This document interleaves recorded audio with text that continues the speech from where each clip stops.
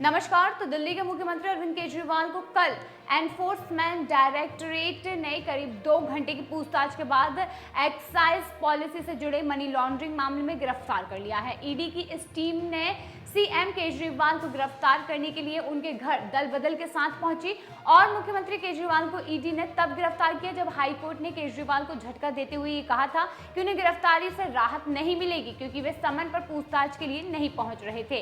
हालांकि हमारा यह लेख एनफोर्समेंट डायरेक्टरेट की शक्तियों के बारे में है, जो कि किसी भी राज्य के मुख्यमंत्री तक को गिरफ्तार करने में एक बार भी नहीं झिझकेगी। दरअसल एनफोर्समेंट डायरेक्टरेट यानी कि ईडी भारत में एक कानून एनफोर्समेंट एजेंसी है जो कि मुख्य रूप से मनी लॉन्ड्रिंग और फॉरेन एक्सचेंज उल्लंघन जैसे आर्थिक अपराधों से निपटती है।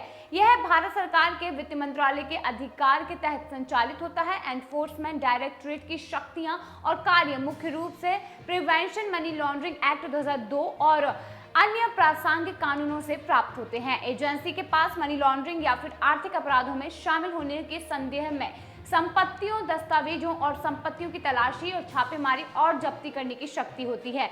इसमें चल रहे अचल दोनों संपत्तियां शामिल होती हैं। कुर्की और जब्ती ईडी भारत और विदेश दोनों में ऐसी संपत्तियों को कुर्क कर सकता है जिन पर अपराध से प्राप्त आय या फिर मनी लॉन्ड्रिंग गतिविधियों में शामिल होने का संदेह हो। यह कानून की उचित प्रक्रिया के बाद ऐसी संपत्तियों को जब्त करने के आदेश भी मांग सकता है। गिरफ्तारी और अभियोजन ईडी के पास पीएमएलए के तहत मनी लॉन्ड्रिंग या फिर आर्थिक अपराधों में शामिल होने के संदेह में व्यक्तियों को गिरफ्तार करने का भी अधिकार है। यह पीएमएलए के तहत नामित विशेष अदालतों के समक्ष अपराधियों पर मुकदमा भी चला सकती है।